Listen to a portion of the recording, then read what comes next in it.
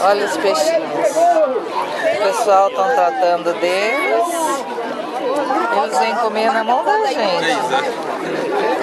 Daqui. Ai, guloso. Quer ver ele comer na minha mão? Toma. Aí, lindinho.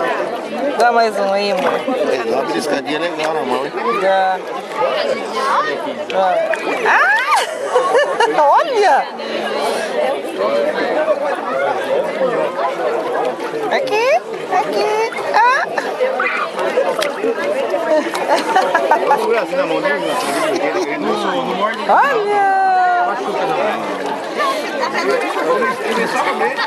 Começou a pegar. Aqui, toma! Ó, tem ali, aqui. Toma, bonitão! Aqui! Como é que chama esse peixe? Você falou o nome? Qual que é o nome desse? Qual é o nome desse peixe aqui? Esse amarelinho? Seu sargentinho, zebrinha, saberé é o nome de batismo mesmo. E aquele do narigudinho? Saberé? Agulha. Saberé? O bicudo é uma agulha, viu? Meu bicudo é uma agulha, só que o agulha é meio arisco, né? Isso, tá vendo?